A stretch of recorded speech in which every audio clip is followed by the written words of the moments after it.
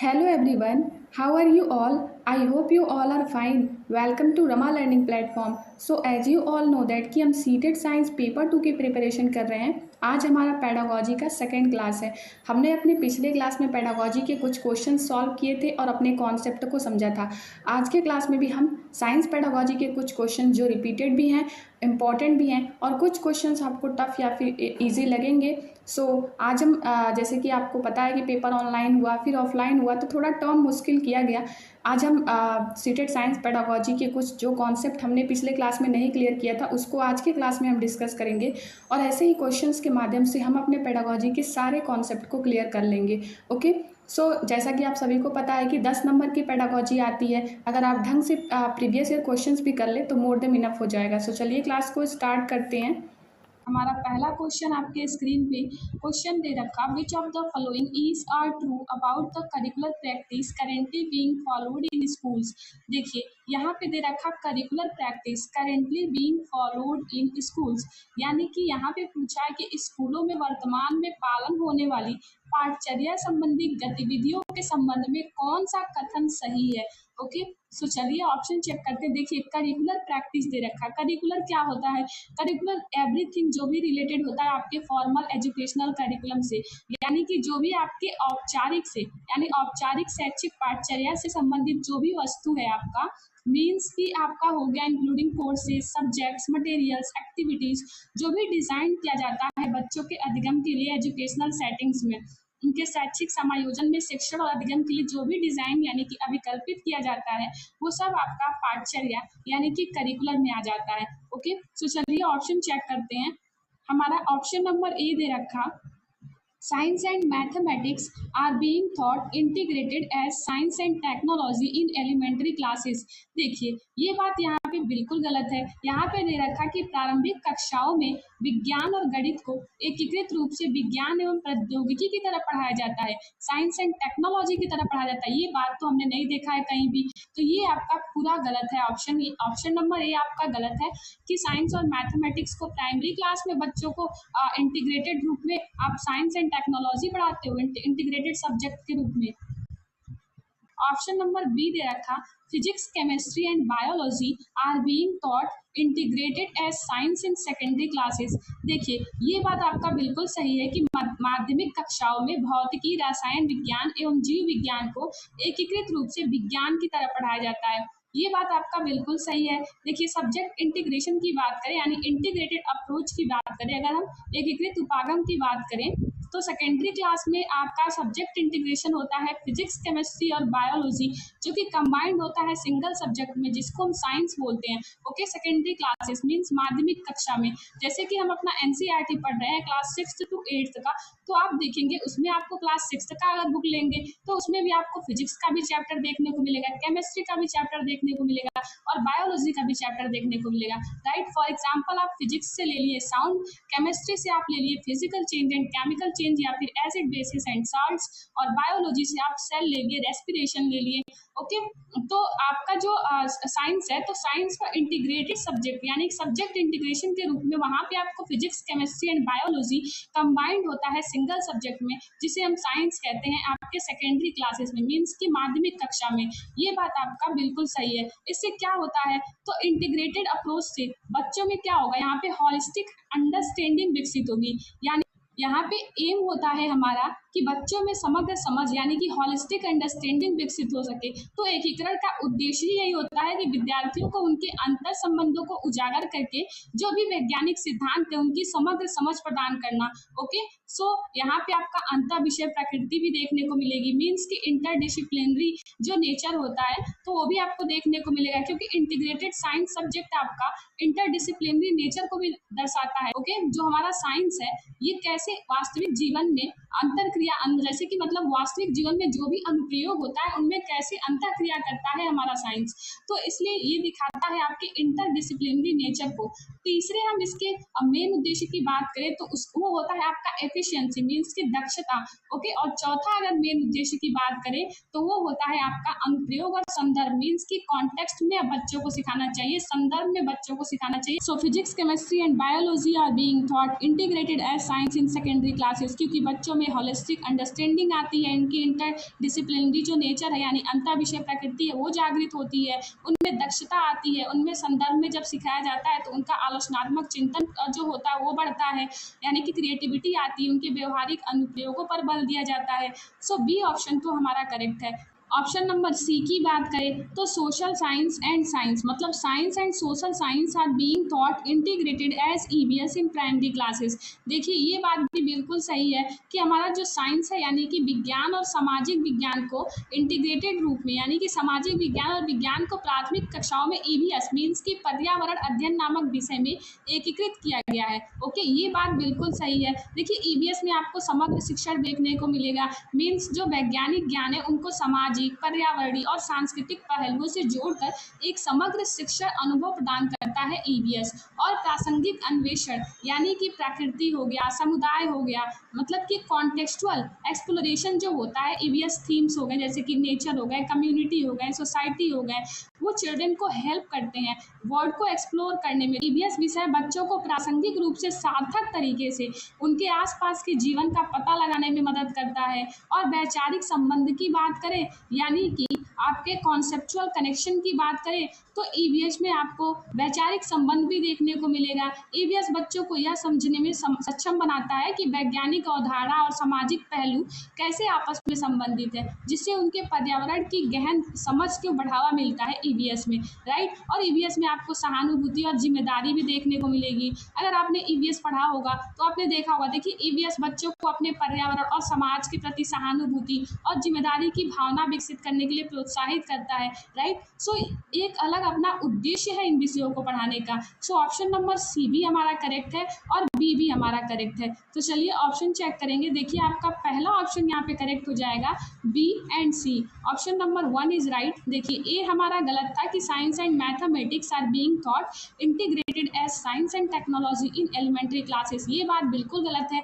Option number B और सी सही है, जो कि आपके पहले ऑप्शन में दे रखा वही हमारा सही है। चलिए आगे बढ़ेंगे, अगला क्वेश्चन देखेंगे। देखिए हिंदी में दे रखा, निम्नलिखित में से कौन सा या कौन से स्कूलों में वर्तमान में पालन होने वाली पाठचर्या संबंधी गतिविधियों के संबंधों में सही है। ए हमारा दे रखा, प्रारंभिक कक्षाओं में विज्ञान और गणित को एकीकृत रूप से विज्ञान एवं प्रौद्योगिकी की तरह पढ़ाया जाता है, ये आपका गलत है। बी दे रखा, माध्यमिक कक्षाओं में भौतिकी, रसायन विज्ञान एवं जीव विज्ञान को एकीकृत रूप में विज्ञान की तरह पढ़ाया जाता है, ये बात आपका सही है। सी हमारा दे रखा, प्राथमिक कक्षाओं में विज्ञान और सामाजिक विज्ञान को एकीकृत रूप से ईवीएस की तरह पढ़ाया जाता है, ये भी आपका सही है। सो बी और सी हमारा सही है, जो कि आपके ऑप्शन नंबर 1 में दे रखा। So option number 1 is right answer. Next question देखेंगे। नेक्स्ट क्वेश्चन है हमारा, a group of students is engaged in an activity in which they are measuring the boiling temperature of ordinary tap water in a beaker, okay, which of the following is not a suitable indicator to access them on this task। यहाँ पे विद्यार्थियों का एक समूह है और उनको एक ऐसी गतिविधि में संलग्न किया गया है जिसमें वे बीकर में नल के सामान्य जल का क्वथनांक यानी कि तापमान मीन्स की टेम्परेचर माप रहे हैं। तो निम्नलिखित में से कौन सा इस कार्य पर उन्हें आंकने का उपयुक्त संकेतक नहीं है। चलिए ऑप्शन चेक करेंगे। Pay due attention to the least count of the thermometer. देखिए ये बात बिल्कुल सही है कि थर्मामीटर के अल्पतमांक यानी न्यूनतम गणना पर ध्यान देना। इसका अर्थ ही यही है कि उन्हें थर्मामीटर द्वारा मापी जाने वाली सबसे छोटी इकाई पर ध्यान देने की आवश्यकता है। यदि वो उसे अनदेखा करते हैं तो उसका मापन ही यथार्थ नहीं हो सकता, ओके, तो उसका मापन ही आपका सही ढंग से नहीं निकलेगा, यथार्थ नहीं हो सकता। सो ऑप्शन नंबर ए तो हमारा मतलब पहला ऑप्शन हमारा करेक्ट है। सेकेंड ऑप्शन दे रखा, ensure that the thermometer does not touch the walls of the beaker। देखिए ये बात भी बिल्कुल सही है कि यह सुनिश्चित करना कि थर्मामीटर बीकर की दीवारों को छुए नहीं। देखिए यदि थर्मामीटर जो है हमारा जो थर्मामीटर है वो बीकर की दीवारों को यदि छूता है तो यह जल के तापमान को यानी जल के टेम्परेचर को सही ढंग से नहीं माप सकता है, क्योंकि बीकर की गर्मी इसे प्रभावित कर सकती है, ओके। सो ये बात आपका बिल्कुल सही है।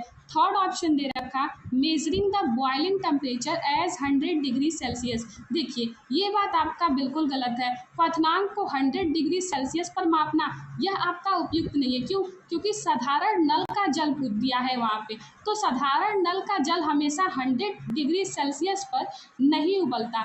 ओके, क्योंकि जल में आपको ऊंचाई और अशुद्धियों जैसे कारकों के कारण आपको यह देखने को मिलेगा कि जो टेम्परेचर है हमारा, जो क्वथनांक है वो बदल सकता है। तो थर्ड ऑप्शन आपका यहाँ पे गलत दे रखा। ओके, फोर्थ ऑप्शन दे रखा use a stand to suspend the thermometer, यानी कि थर्मोमीटर को लटकाने के लिए स्टैंड का प्रयोग। देखिए ये बात अपने आप में बिल्कुल सही है कि इसका अर्थ ही यही है कि उन्हें थर्मामीटर को सीधा रखने के लिए किसी वस्तु का उपयोग करना चाहिए। तो इसलिए वो क्या करेंगे, यदि वो स्टैंड का उपयोग नहीं करते हैं तो थर्मामीटर जल में ठीक से स्थित नहीं होगा, जिससे रीडिंग जो है आपका वो गलत आएगी। ओके, रीडिंग गलत आएगी। तो फोर ऑप्शन भी हमारा करेक्ट है। सो यहाँ पे हमारा थर्ड ऑप्शन ही गलत हो जाएगा और पूछा ही नॉट था। देखिए जल का क्वथनांक यानी कि जल का टेम्परेचर हमेशा 100 डिग्री सेल्सियस हो, ये जरूरी नहीं, हमेशा 100 डिग्री सेल्सियस नहीं होता। जल का जो टेम्परेचर यानी कि क्वथनांक होता है वो वायुमंडलीय दाब पर निर्भर करता है। मीन्स कि वायुमंडलीय दाब मतलब कि आपको देखने को मिलेगा depends on the atmospheric pressure. Okay, तो आपको देखने को मिलेगा वायुमंडलीय दाब पर निर्भर करता है जल का जो टेम्परेचर है। और समुद्र तल पर अगर हम बात करें तो समुद्र तल पर जल का क्वथनांक 100 डिग्री सेल्सियस होता है, ये आप लोगों को ध्यान रखना है। At sea level the boiling temperature of water is 100 degree Celsius. Okay, but अगर हम बात करें अधिक ऊंचाई पर और जल अधिक ऊंचाई पर अगर हो, मतलब कि अधिक ऊंचाई पर जल का क्वथनांक कम होता है। ओके, उदाहरण के लिए मान लीजिए 2000 मीटर हो गया। ओके, 2000 मीटर की ऊंचाई पर जल का क्वथनांक आपका 95 डिग्री सेल्सियस होता है। ओके, तो ये आपका अपने आप में गलत है कि measure the boiling temperature as 100 degree Celsius. जल का क्वथनांक हमेशा 100 डिग्री सेल्सियस नहीं होता। जल का क्वथनांक आपका वायुमंडलीय दाब पर निर्भर करता है। और समुद्र तल की बात करें तो समुद्र तल पर जल का क्वथनांक 100 डिग्री सेल्सियस होता है, और यद्यपि अधिक ऊंचाई पर जल का क्वथनांक जो होता है, जल का टेम्परेचर जो होता है वो कम होता है। इतना आप लोगों को पॉइंट ध्यान रखना है। क्वेश्चन में हमारे नॉट ही पूछा है कि which of the following is not a suitable indicator to access them on this task. तो ऑप्शन नंबर थर्ड ही हमारा करेक्ट हो जाएगा। अगला क्वेश्चन देखेंगे। नेक्स्ट क्वेश्चन है हमारा which of the following can not be considered a valid reason for including socio-scientific issues such as GM food in the school science curricula। यहाँ पे हमारे क्वेश्चन में पूछ रखा कि निम्नलिखित में से किसको स्कूली विज्ञान पाठचर्या यानी स्कूल साइंस करिकुलम में सामाजिक वैज्ञानिक मामले यानी सोशियो साइंटिफिक इश्यू जैसे कि हमारा GM भोजन हो गया को सम्मिलित करने के लिए एक वैलिड यानी कि मान्य वैध कारण के रूप में शामिल नहीं किया जा सकता। देखिए हमने अपने पिछले क्लास में भी समझा था अपने सामाजिक वैज्ञानिक मामले को। तो अगर हम सोशियो साइंटिफिक इश्यू की बात करें तो ये अपने आप में जटिल होता है, विवादास्पद होता है, राइट, जिसमें हमारा साइंस, टेक्नोलॉजी और सोसाइटी शामिल है। मीन्स की विज्ञान, प्रौद्योगिकी और आपका समाज शामिल है। ओके, तो हमें सामाजिक वैज्ञानिक मामले के लिए अगर हम बात करें तो हमें बच्चों में तर्क वितर्क कौशल, विज्ञान की प्रकृति की समझ, उनमें साक्ष्य आधारित तर्क में संलग्न होने की क्षमता, उनके जो आपके देखेंगे अगर तो उनके आलोचनात्मक चिंतन कौशल को विकसित करना और उनके आसपास के जीवन में अधिक व्यस्त करने में हम मदद कर सकते हैं। तो ऐसे हम बच्चों में अपना सोशियो साइंटिफिक इश्यू को बढ़ावा दे सकते हैं, राइट, उनकी विज्ञान की भूमिका को समझने में और महत्वपूर्ण मामलों के बारे में सूचित निर्णय लेने के लिए मदद कर सकते हैं। और अगर हम बात करें तो सामाजिक वैज्ञानिक मामले यानी सोशियो साइंटिफिक इश्यू का उपयोग हमें विद्यार्थियों को यानी कि बच्चों को यह सिखाने के लिए नहीं करना चाहिए कि विज्ञान एक निश्चित विषय। देखिए विज्ञान जांच की एक प्रक्रिया है। ओके, उनमें आपको हमेशा अनिश्चितता देखने को मिलेगी और अस्पष्टता की गुंजाइश होती है। हमें बच्चों को, हमें विद्यार्थियों को यह सिखाने के लिए सामाजिक वैज्ञानिक मामले यानी सोशियो साइंटिफिक इश्यू का उपयोग नहीं करना चाहिए कि विज्ञान एक निश्चित विषय है। ओके, चलिए ऑप्शन अब चेक करेंगे। पहला हमारा दे रखा डेवलप आर्गुमेंटेशन स्किल्स यानी कि तर्क वितर्क कौशलों को विकसित करना, ये बात बिल्कुल सही है, अभी हमने ऊपर चर्चा किया। सेकेंड ऑप्शन दे रखा helpful in cultivating understanding about nature of science, हमने अभी डिस्कस करा कि विज्ञान की प्रकृति की समझ, तर्क वितर्क कौशल, साक्ष्य आधारित तर्क में संलग्न होने की क्षमता, ये सब आपका सोशियो साइंटिफिक इश्यू में होना चाहिए, राइट। तो ये बात अपने आप में बिल्कुल सही है कि देखिए सामाजिक वैज्ञानिक मामले में विद्यार्थी को यह समझने में आप मदद कर सकते हैं कि विज्ञान हमारा एक जांच की प्रक्रिया है और वैज्ञानिक ज्ञान हमारा हमेशा विकसित हो रहा है। सो ये हमारा नेचर ऑफ साइंस में आ जाएगा, यानी कि विज्ञान की प्रकृति के संबंध में समझ बनाने में सहायक होता है हमारा सोशियो साइंटिफिक इश्यू, राइट। तो ऑप्शन नंबर सेकेंड हमारा सही है। थर्ड ऑप्शन भी दे रखा कि develops the capacity to engage in evidence based reasoning, यानी कि साक्ष्य आधारित तर्क में संलग्न रहने की क्षमता को विकसित करना। ये बात भी बिल्कुल सही कहा। देखिए हमने अभी अभी ऊपर डिस्कस करा। देखिए अगर हम एविडेंस बेस्ड रीजनिंग की बात करें तो इसमें जो हमारा सोशियो साइंटिफिक इश्यू है वो विद्यार्थियों को वैज्ञानिक साक्ष्य का मूल्यांकन करने और सूचित निर्णय लेने के कौशल विकसित करने में मदद कर सकता है, राइट। सो हमारा थर्ड ऑप्शन भी करेक्ट है। फोर्थ ऑप्शन की बात करें, helpful in appreciating science as a definitive discipline, ये बात हमारा बिल्कुल गलत है कि एक निश्चित विद्या विशेष के रूप में विज्ञान की अनुशंसा करने के लिए सहायक। देखिए ये हमारा बिल्कुल गलत है यहाँ पे। सो ऑप्शन नंबर 4 हमारा करेक्ट नहीं है और यहाँ पे हमारा पूछा ही ये कि कौन सा गलत है, कौन सा।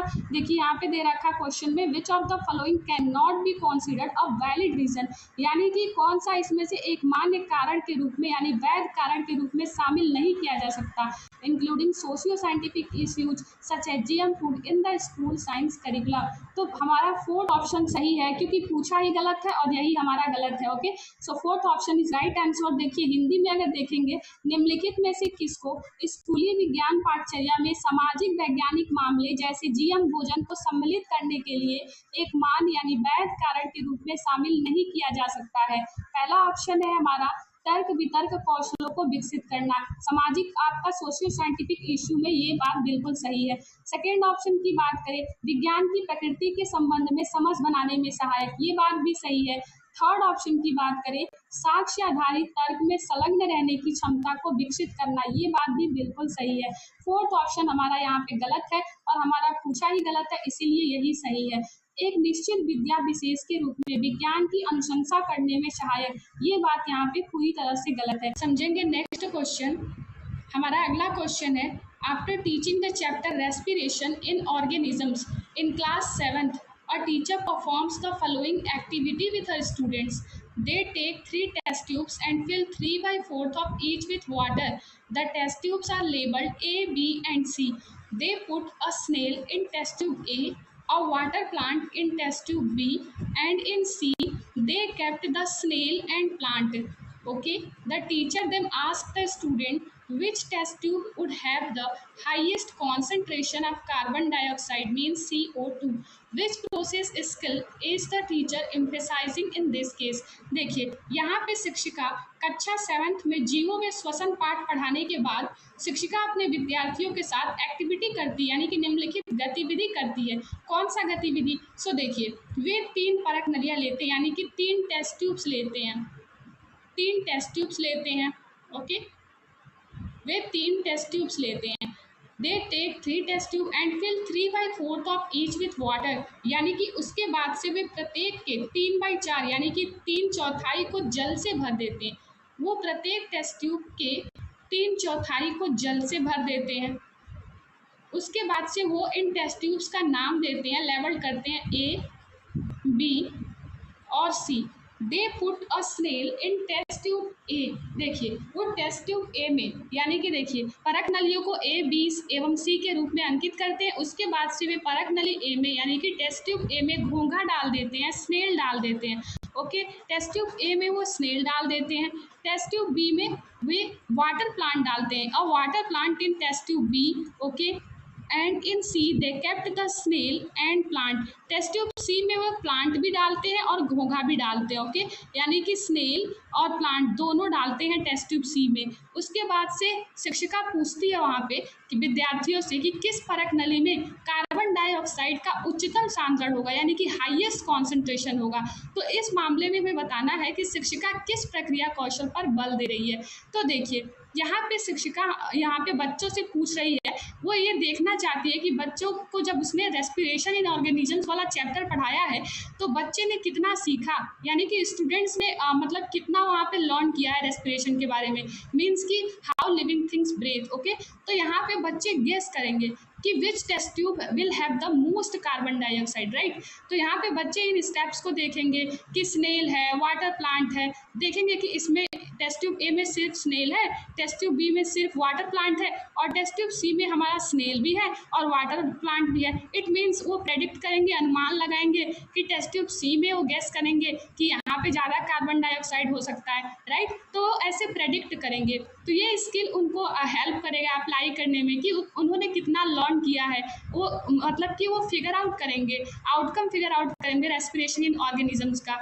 और उसके बाद से वे अपने प्रेडिक्शन के हिसाब से स्टूडेंट्स क्या करेंगे, प्रेडिक्ट करेंगे कि पहले वो देखेंगे कि कितना amount of respiration test tube A में, टेस्ट ट्यूब बी में और टेस्ट ट्यूब सी में लिया जा रहा है। यानी कि मान लीजिए वो देखेंगे कि टेस्ट ट्यूब ए में हमारा सिर्फ स्नेल है, तो वो कितना रेस्पिरेशन ले सकता है, यहाँ पे the amount of respiration check करेंगे। यानी कि वो प्रत्येक परत नली में, यानी कि प्रत्येक टेस्ट ट्यूब में होने वाली श्वसन की मात्रा को देखेंगे कि यहाँ पे सिर्फ स्नेल है, यहाँ पे सिर्फ वाटर प्लांट है और यहाँ पे हमारा स्नेल भी है और वाटर प्लांट भी है। फिर वो देखेंगे प्रत्येक परत नली में, यानी प्रत्येक टेस्ट ट्यूब में वो देखेंगे फोटोसिंथेसिस की मात्रा हो रही है कि नहीं, कितना हो रहा है देखेंगे, राइट, प्रकाश संश्लेषण के बारे में देखेंगे। फिर वो टेस्ट ट्यूब सी, ए और बी, इन तीनों को फिर बाद में वो देखेंगे कि इन तीनों में जो हमारा आयतन है, यानी कि वॉल्यूम देखेंगे सारे टेस्ट ट्यूब का, राइट। तो उसके बाद से बच्चे हमारे जब इस चीज़ को देखेंगे तो उसके बाद से इन फैक्टर्स के हिसाब से स्टूडेंट्स अनुमान लगाएंगे कि टेस्ट ट्यूब सी जो है हमारा, उसमें हमारा स्नेल भी है और वाटर प्लांट भी है। इट मीन्स वहाँ पे highest concentration of carbon dioxide है। तो इसका मतलब सबको, इन सबके आधार पे विद्यार्थी अनुमान लगा सकते हैं कि परत नली सी जो है हमारा, उसमें कार्बन डाइऑक्साइड की सांद्रता यानी कि कॉन्सेंट्रेशन सबसे अधिक होगी, क्योंकि वे देखेंगे कि परत नली यानी कि टेस्ट ट्यूब सी में घोंघा भी है और पौधा भी है, दोनों है।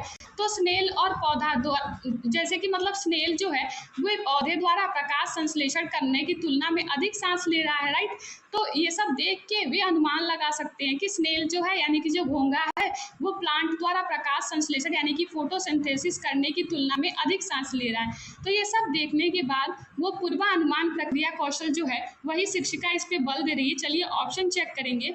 देखिए, तो यहाँ पे हमारा ऑप्शन नंबर 1 ही करेक्ट हो जाएगा, प्रेडिक्टिंग, यानी कि यहाँ पे शिक्षिका विद्यार्थियों से श्वसन मीन्स जीवित प्राणी कैसे सांस लेते हैं के बारे में जो कुछ भी विद्यार्थियों ने सीखा है उसका उपयोग करके यह अनुमान लगाने के लिए कह रही है कि किस परत नली में सबसे अधिक कार्बन डाइऑक्साइड होगा, राइट। तो यहाँ पे आपका प्रेडिक्टिंग होगा, क्योंकि बच्चे यहाँ पे अनुमान लगाएंगे।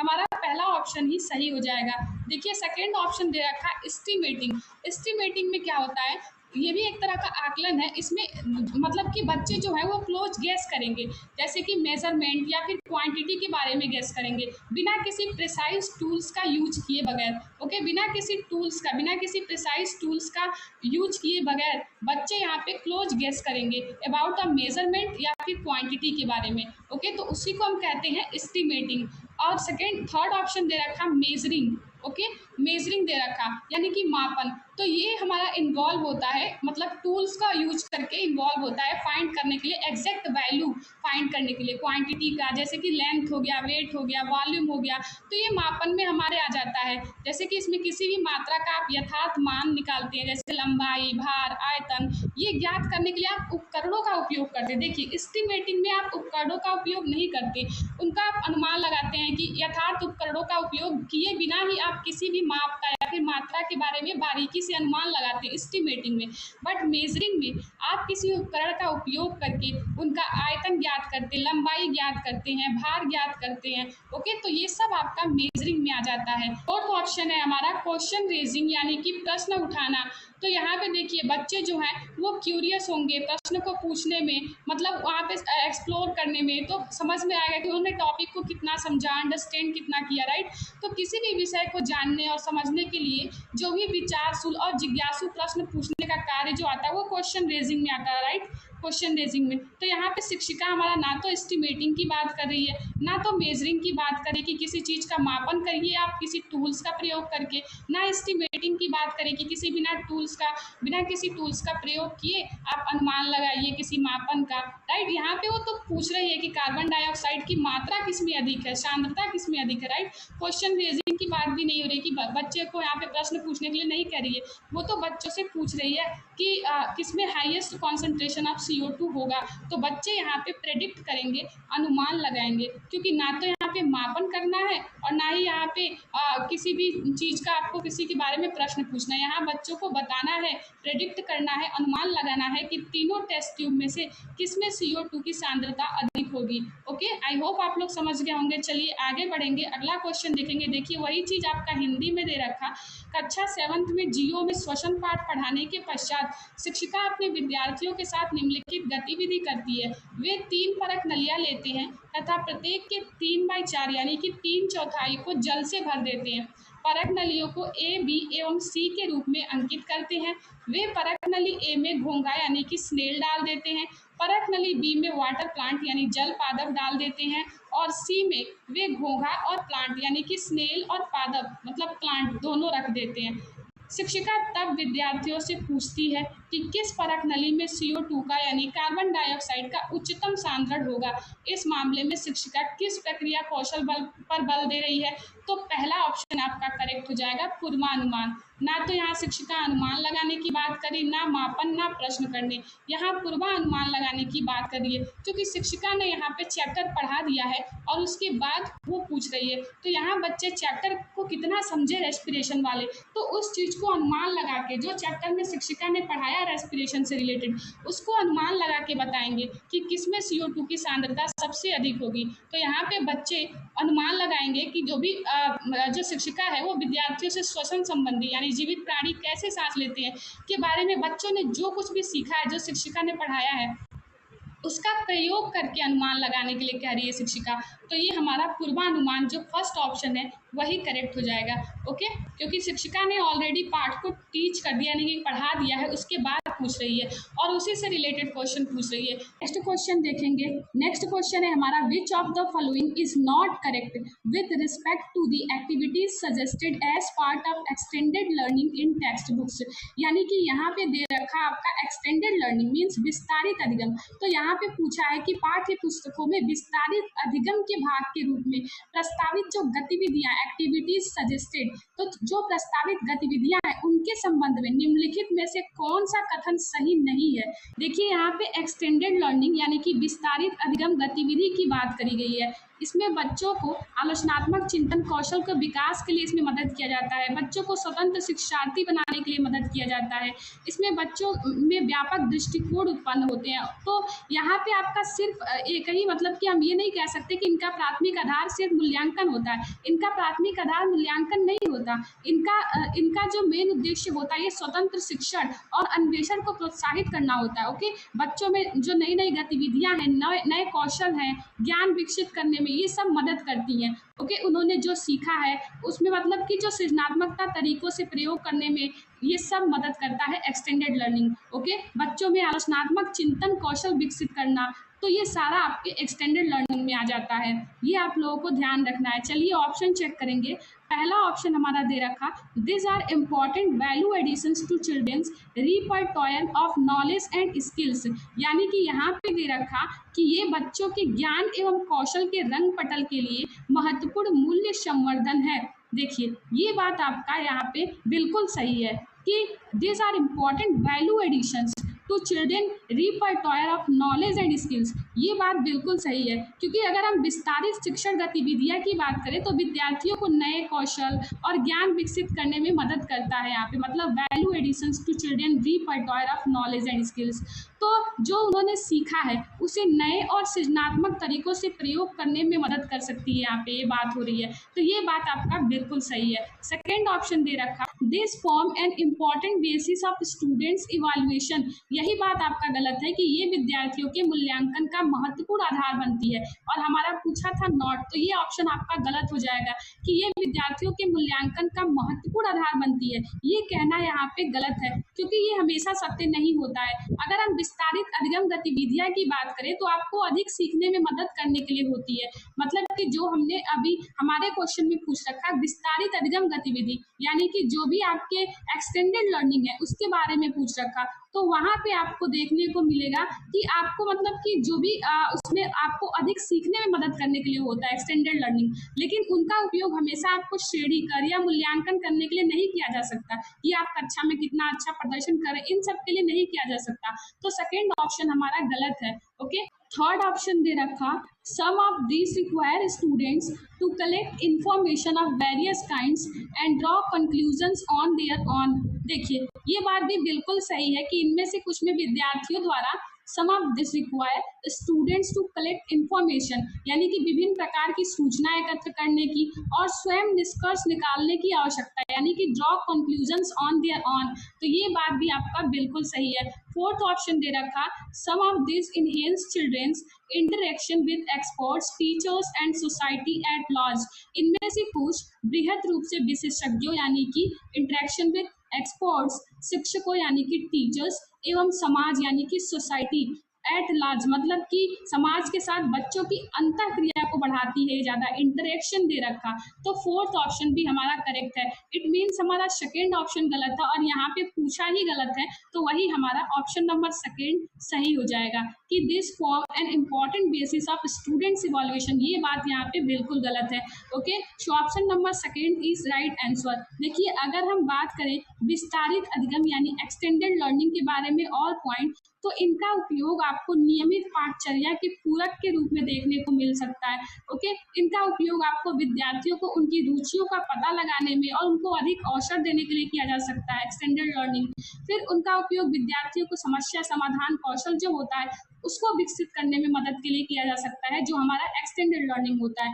ओके, सो आप लोगों को ध्यान रखना है ये कि ये विद्यार्थियों की प्रॉब्लम सॉल्विंग स्किल्स को डेवलप करने में, विद्यार्थियों के जो भी स्टूडेंट्स के पास जो भी अपॉर्चुनिटी है उनके इंटरेस्ट को एक्सप्लोर करने की, ये सब आपके एक्सटेंडेड लर्निंग में आ जाते हैं। सो हमें देखना था कि कौन सा गलत है। हमारा ऑप्शन नंबर सेकेंड गलत था, तो वही हमारा सही हो जाएगा क्योंकि पूछा ही गलत था। देखिए, हिंदी में दे रखा पाठ्य पुस्तकों में विस्तारित अधिगम के भाग के रूप में प्रस्तावित गतिविधियों के संबंध में निम्नलिखित में से कौन सा सही नहीं है। तो हमारा यहाँ पे सेकेंड ऑप्शन सही नहीं था। पहला ऑप्शन दे रखा ये बच्चों के ज्ञान एवं कौशल के रंग पटल के लिए महत्वपूर्ण मूल्य संवर्धन है। ये बात आपका बिल्कुल सही है। सेकेंड ऑप्शन दे रखा ये विद्यार्थियों के मूल्यांकन का महत्वपूर्ण आधार बनती है, यही आपका गलत है और पूछा ही हमारा गलत था, तो यही आपका सही हो जाएगा। चलिए आगे बढ़े। और next question is which of the following can be considered as the most suitable rationale for team teaching. यहाँ पे पूछ रखा क्वेश्चन में निम्नलिखित में से किसे टीम यानी कि दल शिक्षण के लिए सबसे उपयुक्त रेशनल यानी कि तर्काधार के रूप में शामिल किया जा सकता है। ओके, सो सबसे पहले हम समझेंगे टीम टीचिंग क्या होता है। देखिए, जो हमारा टीम टीचिंग होता है यानी कि जो हमारा दल शिक्षण होता है, इसमें आपको विभिन्न परिप्रेक्ष्य देखने को मिलेगा। जब आपको डिफरेंट टीचर्स मतलब भिन्न भिन्न विशेषज्ञता वाले दो या दो से अधिक शिक्षक एक साथ पढ़ाते हैं तो वे विषय वस्तु पर अपने विभिन्न परिप्रेक्ष्य साझा करते हैं, राइट। तो इससे विद्यार्थियों को विषय को विभिन्न कोणों से देखने, उनका गहन समझ विकसित करने में मदद मिल सकती है। इसलिए हम कहते हैं कि जो हमारा टीम टीचिंग है यानी कि टीम शिक्षण है, ये विद्यार्थियों को उच्च गुणवत्ता वाली शिक्षा प्रदान करने के लिए एक शानदार तरीका हो सकता है। ओके, इसमें क्या होता है कि इसमें शिक्षण विधियों की विविधता देखने को मिलती है, मतलब विभिन्न विशेषज्ञता वाले शिक्षकों के पास विभिन्न शिक्षण विधियां हो सकती हैं। तो यह शिक्षकों की विभिन्न विद्यार्थियों की आवश्यकताओं के अनुरूप अपने निर्देश तैयार करने में मदद कर सकती है। अधिक व्यक्तिगत ध्यान भी दे सकते हैं टीम टीचिंग, मतलब जब दो या दो से अधिक शिक्षक एक साथ पढ़ा रहे हो तो वे विद्यार्थियों पर अधिक व्यक्तिगत ध्यान दे सकते हैं। यह उन विद्यार्थियों के लिए विशेष रूप से लाभदायक हो सकता है जिन्हें अतिरिक्त सहायता की आवश्यकता होगी, उनके लिए तो लाभदायक होगा ना। और ये जो टीम टीचिंग होता है, ये उन्नत समस्या समाधान में भी काम आता है, जैसे कि विभिन्न विशेषज्ञता रखने वाले साथियों के साथ सहयोग उपयोग करने से नवीन समस्या समाधान को बढ़ावा मिलता है। सो हम कह सकते हैं कि जो हमारा टीम टीचिंग है, यानी कि जो दल शिक्षण है, ये एक तरफ से आपको देखने को मिलेगा कि ये आपको उच्च गुणवत्ता वाली शिक्षा प्रदान करने के लिए एक शानदार तरीका हो सकता है। सबसे मोस्ट सुटेबल आंसर हमें बताना है, तो चलिए पहला ऑप्शन दे रखा, it is an effective strategy for large size class. देखिए, यह बृहत अमाप वाली कक्षाओं के लिए एक प्रभावी रणनीति है। ओके, हम ये भी कह सकते हैं। सेकेंड ऑप्शन दे रखा, it benefits the students with diverse expertise, मतलब यह विविध सुविज्ञता वाले विद्यार्थियों को लाभ पहुंचाता है। ये बात भी हमारा बिल्कुल सही है। थर्ड ऑप्शन दे रखा, it makes the task of assessments easier, मतलब कि यह आकलन के कार्य को और सरल बनाता है। ओके, फोर्थ ऑप्शन दे रखा, it is helpful in increasing student participation, मतलब कि यह विद्यार्थियों की भागीदारी में वृद्धि करने में सहायक है। ये बात भी सही है, बट हमें यहाँ पे देखना है मोस्ट सुटेबल आंसर। यहाँ पे आपके क्वेश्चन में पूछा है most suitable rationale for team teaching, मतलब उपयुक्त तर्कधार के रूप में शामिल किया गया है। तो यहाँ आपका सेकेंड ऑप्शन सबसे बेस्ट है, इसी में सब आ जाएगा। It benefits the students with diverse expertise, मतलब यह विविध सुविज्ञता वाले विद्यार्थियों को लाभ पहुंचाता है। ये ऑप्शन देखिए, हमको पेडागोजी में सबसे, अगर चारों सही हो तो सबसे बेस्ट ऑप्शन, अगर मोस्ट पूछे तो सबसे बेस्ट ऑप्शन के साथ जाना होता है। सो हमारा सेकेंड ऑप्शन सही है यहाँ पे कि it benefits the students with diverse expertise. Okay, मतलब डाइवर्स एक्सपर्टाइज की बात हो रही है, तो अभी अभी हमने समझा कि जो कि होता है कि डिफरेंट पर्सपेक्टिव्स, मतलब कि हम देखेंगे कि जब दो या दो से अधिक टीचर्स हैं वो डिफरेंट एक्सपर्टाइज अगर टुगेदर टीच करते हैं, so they can share their different perspectives, right. तो वहाँ पे क्या होगा कि स्टूडेंट्स को हेल्प मिलेगी, सब्जेक्ट्स का डिफरेंट एंगल से देखने में हेल्प मिलेगी, डीपर अंडरस्टैंडिंग होगी उनकी। तो ये बात आपका बिल्कुल सही है, डाइवर्स एक्सपर्टाइज इट हमारा सेकेंड ऑप्शन ही मोस्ट सुटेबल है। जैसे कि अगर दो या दो से अधिक टीचर्स हैं, डिफरेंट एक्सपर्टाइज हैं, तो टीच करते हैं टुगेदर, तो so they can share their different perspectives, right. तो जो कि डिफरेंट पर्सपेक्टिव्स अगर शेयर करते हैं सब्जेक्ट मैटर पे, तो ये स्टूडेंट्स को हेल्प करेगा सब्जेक्ट के डिफरेंट एंगल्स को देखने में, डीपर अंडरस्टैंडिंग को डेवलप करने में, राइट। और हम यहाँ पे कह सकते हैं कि उनकी प्रॉब्लम सॉल्विंग भी इनहेंस होगी, मतलब कि जब वो पीएस के साथ कोलैबोरेट करेंगे, जो कि डिफरेंट एक्सपर्टाइज के साथ जो कोर्सेस होंगे, तो उनका जो इनोवेटिव प्रॉब्लम सॉल्विंग स्किल्स है वो फॉस्टर्स होगा, राइट। देखिए, हिंदी में दे रखा, निम्नलिखित में से किसी टीम यानी कि दल शिक्षण के लिए सबसे उपयुक्त तर्काधार के रूप में शामिल किया जा सकता है। पहला ऑप्शन है हमारा, यह बृहत अमाप वाली कक्षाओं के लिए एक प्रभावी रणनीति है। सेकेंड ऑप्शन है, यह विविध सुविज्ञता वाले विद्यार्थियों को लाभ पहुंचाता है, यही ऑप्शन आपका सही है। थर्ड ऑप्शन है, यह आकलन के कार्य को और सरल बनाता है। फोर्थ ऑप्शन है, ऑप्शन नंबर फोर्थ इज, यह विद्यार्थियों की भागीदारी में वृद्धि करने में सहायक है। देखिए, सब कुछ अच्छा है, बट सबसे मोस्ट पूछा है उपयुक्त तर्काधार के रूप में शामिल किया जा सकता है, तो यहाँ पे आपका मोस्ट सुटेबल है सेकेंड ऑप्शन, यह विविध सुविज्ञता वाले विद्यार्थियों को लाभ पहुंचाता है। ओके, सो सेकेंड ऑप्शन में ही सब आ जाएगा, second option is correct. So our next question is, which of the following is not implied by the statement good science education is true to the child, true to life and true to the discipline, यानी कि निम्नलिखित में से कौन सा इस कथन से परिलक्षित नहीं होता है कि अच्छी विज्ञान शिक्षा बच्चे के अनुकूल यानी ट्रू टू द चाइल्ड, और जीवन के अनुकूल यानी कि true to life, and true to the discipline यानी कि विद्या विशेष मीन्स की अनुशासन के अनुकूल है। ओके, तो चलिए ऑप्शन चेक करेंगे। देखिए, यहाँ पे हमारा पूछा है गुड साइंस एजुकेशन की बात हो रही है, तो अगर हम साइंस एजुकेशन की बात करें, विज्ञान शिक्षा की बात करें, तो यह प्राकृतिक जीवन, वैज्ञानिक सिद्धांत और पद्धतियों के बारे में शिक्षण हो गया, अधिगम की प्रक्रिया हो गया, तो इसको संदर्भित करता है। आलोचनात्मक चिंतन, पूछताछ, अनुभवजन्य आधार की समझ को भी बढ़ावा देता है। तो अगर हम विज्ञान शिक्षा यानी कि साइंस एजुकेशन की बात करें, तो ये केवल हमारे पाठ्य पुस्तक और कक्षाओं के बारे में नहीं है, यह आश्चर्य की भावना को बढ़ावा देता है, जिज्ञासा को बढ़ावा देता है, विद्यार्थियों को उनके आसपास के जीवन का पता लगाने और समझने के लिए उपकरणों से सुसज्जित करने के बारे में, हर चीज विज्ञान शिक्षा में आ जाता है। ओके, सो चलिए ऑप्शन चेक करेंगे। फर्स्ट ऑप्शन दे रखा, science education should help the students acquire the processes of science, मतलब कि विज्ञान शिक्षा को विज्ञान संबंधी प्रक्रियाओं को अर्जित करने में विद्यार्थियों की सहायता करनी चाहिए। ये बात बिल्कुल सही है। देखिए, एक्वायर की बात की जा रही है। यहाँ पे आपको देखने को मिलेगा विद्यार्थियों का प्रश्न पूछना, साक्ष्य एकत्र करना, साक्ष्य का मूल्यांकन करना, ये सब आपका आ जाएगा acquire the processes of science. मतलब science education should help the students acquire the processes of science. तो ये बात आपका बिल्कुल सही है। सेकेंड ऑप्शन देखेंगे, सेकेंड ऑप्शन हमारा दे रखा, science education should build a link between the child and his और हर एनवायरमेंट। देखिए, ये बात भी हमारा बिल्कुल सही है कि विद्यार्थियों को प्राकृतिक जीवन के बारे में सीखना चाहिए। ओके, और उन्हें यह भी सीखना चाहिए कि वैज्ञानिक ज्ञान को अपने जीवन में समस्याओं को हल करने के लिए कैसे प्रयोग किया जाए। सो इसके लिए उनको एनवायरमेंट से जोड़े रखना ये बहुत इंपॉर्टेंट है। Science education should build a link between the child and his और हर एनवायरमेंट। ये बात आपका बिल्कुल सही है। थर्ड ऑप्शन दे रखा, science education should train the students to remain disciplined in school. देखिए, यही बात आपका यहाँ पे गलत हो जाता है और हमारा क्वेश्चन पूछा था कि नहीं होता है, तो यही ऑप्शन आपका गलत है और यही हमारा सही होगा क्योंकि पूछा ही गलत है। देखिए, यहाँ पे दे रखा, हमारे थर्ड ऑप्शन में दे रखा कि विज्ञान शिक्षा को विद्यार्थियों को स्कूल में अनुशासित रहने के लिए प्रशिक्षित करना चाहिए। ये बात आपका बिल्कुल गलत है। ओके, फोर्थ ऑप्शन हमारा दे रखा, science classroom practices should be developmentally appropriate. देखिए, ये बात आपका बिल्कुल सही है। यहाँ पे दे रखा, विज्ञान कक्षा कार्य विकासात्मक रूप से उपयुक्त होने चाहिए। ये बात आपका बिल्कुल सही है। इसका अर्थ यहाँ पे यह है कि शिक्षण विधियाँ और विषय वस्तु विद्यार्थी की आयु के होने चाहिए, मतलब विद्यार्थी की आयु के हिसाब से होने चाहिए। जो हमारी शिक्षण विधियाँ है और जो हमारे विषय वस्तु है वो विद्यार्थियों के एज के अनुसार होना चाहिए और उनके समझ के स्तर के लिए उपयुक्त होनी चाहिए। ओके, सो ये बात बिल्कुल सही है कि science classroom practices should be developmentally appropriate, means की शिक्षण विधियाँ और विषय वस्तु विद्यार्थी की आयु और समझ के स्तर के लिए उपयुक्त होनी चाहिए। सो ऑप्शन नंबर 4 भी हमारा करेक्ट है। यहाँ पे हमारा क्वेश्चन में दे रखा था, which of the following is not implied by the statement good science education is true to the child, true to life and true to discipline. तो यहाँ पे आपका थर्ड ऑप्शन जो है वही गलत हो जाएगा। ओके, थर्ड ऑप्शन इज यही आपका करेक्ट है, मतलब वहाँ पे पूछा ही गलत है तो यही हमारा सही हो जाएगा क्योंकि यही हमारा गलत है। ओके, देखिए, अगर हम व्यवहारिक अन्वेषण की बात करें तो विज्ञान शिक्षा में आपका व्यवहारिक अन्वेषण भी आ जाता है, मतलब कि विद्यार्थियों को व्यवहारिक गतिविधियों के माध्यम से अन्वेषण करने के लिए प्रोत्साहित करती है हमारी विज्ञान शिक्षा। मतलब कि वे कैसे अवलोकन कर सकते हैं, प्रकृति की सैर पर भी जा सकते हैं, उनके अंदर जिज्ञासा और आलोचनात्मक चिंतन की वृद्धि हो सकती है।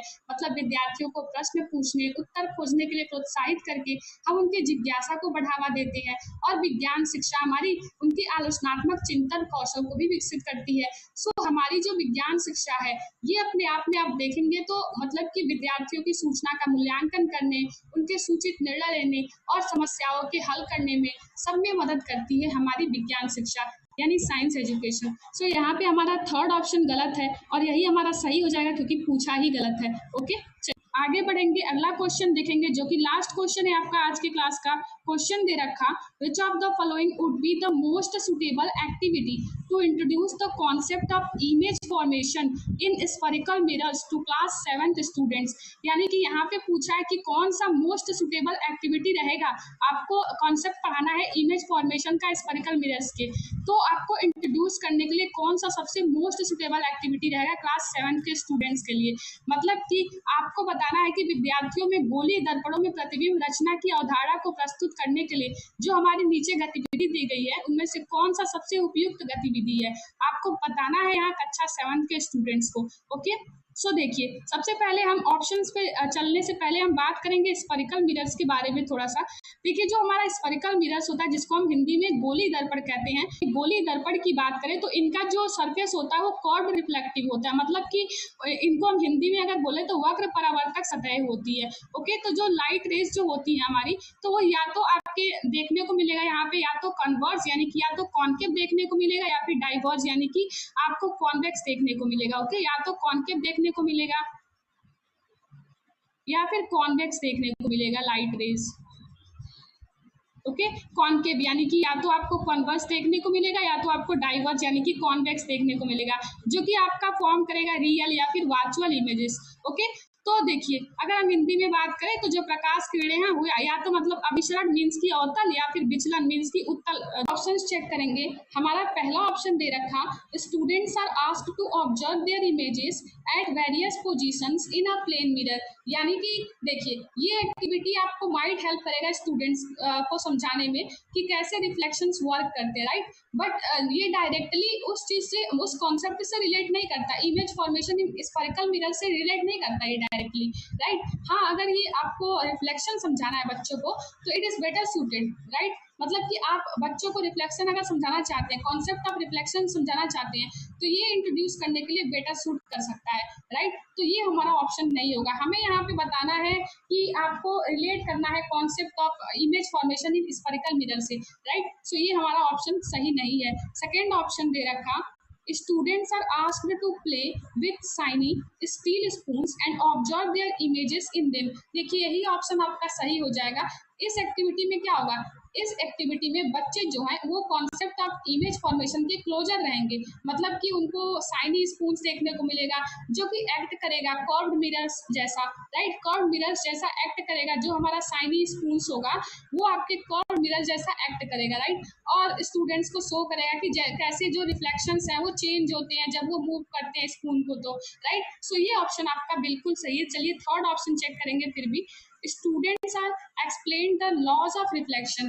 देखिए, आप सिर्फ बच्चे को लॉ ऑफ रिफ्लेक्शन एक्सप्लेन करके ये समझा देंगे, ये इंपॉर्टेंट है कॉन्सेप्ट को अंडरस्टैंड करने के लिए, बट ये सफिशिएंट नहीं है इंट्रोड्यूस करने के लिए कॉन्सेप्ट ऑफ इमेज फॉर्मेशन।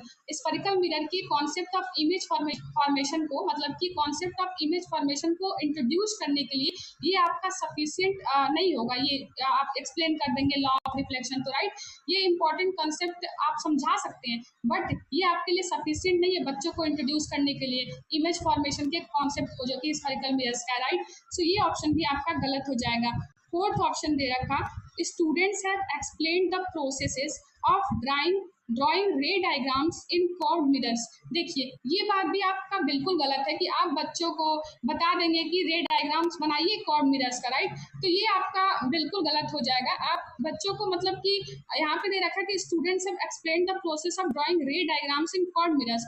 ये माइट बिट एडवांस में क्लास 7 के स्टूडेंट्स के लिए माइट थोड़ा सा एडवांस हो सकता है, राइट। मतलब कि रे डायग्राम्स जो कि इन्वॉल्व करता है ट्रेसिंग लाइट रेस को, जो अंडरस्टैंड करते हैं बच्चे की कैसे रिफ्लेक्ट ऑफ होगा मिरर्स से, राइट। तो ये इंपॉर्टेंट होगा लेटर, मतलब बाद में। इट माइट भी, मतलब ये बहुत ज़्यादा मतलब कॉम्प्लेक्स भी हो सकता है इंट्रोड्यूस करने के लिए, राइट। तो ये ऑप्शन भी आपका गलत है। फोर्थ ऑप्शन भी आपका गलत है, क्योंकि यहाँ पे आपको दे रखा कि student have explain the process of drawing रे डायग्राम्स। मतलब कि ये कक्षा 7th के विद्यार्थियों के लिए थोड़ा उन्नत हो सकता है, राइट। मान लीजिए आप कक्षा 7th के विद्यार्थी जो कि छोटे होते हैं अभी, आप उनको डायरेक्ट बोल देंगे कि रे डायग्राम्स बनाना है, राइट। जो कि मतलब कि विद्यार्थियों को आप वक्त दर्पणों में किरण आरेख की आरेखण की प्रक्रिया को स्पष्ट करने के लिए आप बोल देंगे, तो ये आप अपने आप में थोड़ा उनके लिए उन्नत हो सकता है, मतलब उनके लिए टफ भी हो सकता है। So our second option is correct answer. देखिए, वही क्वेश्चन आपका यहाँ पे हिंदी में दे रखा, निम्नलिखित में से कक्षा 7th के विद्यार्थियों में गोलीय दर्पणों में प्रतिबिंब रचना की अवधारणा को प्रस्तुत करने के लिए सबसे उपयुक्त गतिविधि कौन सी है। चलिए ऑप्शन देखेंगे, हमने ऊपर डिस्कस कर लिया। पहला ऑप्शन हमारा दे रखा, विद्यार्थियों को एक समतल दर्पण में विभिन्न अवस्थितियों में अपने प्रतिबिंबों का अवलोकन करने के लिए कहा जाता है। इस गतिविधि में क्या होगा, इस गतिविधि में विद्यार्थियों को यह समझने में मदद कर सकता है ये गतिविधि कि प्रतिबिंब जो है वो कैसे कार्य करते हैं, लेकिन ये प्रत्यक्ष रूप से गोली दर्पण में प्रतिबिंब रचना की अवधारणा से संबंधित नहीं है, राइट। सो ये ऑप्शन हमारा गलत था। सेकेंड ऑप्शन हमने देखा था कि विद्यार्थियों को चमकीले स्टील चम्मच के साथ खेलने तथा उसमें अपने प्रतिबिंबों का अवलोकन करने के लिए कहा गया। ये बात आपका बिल्कुल सही है। चमकदार अगर चम्मच जो है वो वक्र दर्पण की तरह कार्य करता है, राइट। वो वक्र दर्पण की तरह कार्य करता है या कर सकते हैं, हम कह सकते हैं, ओके।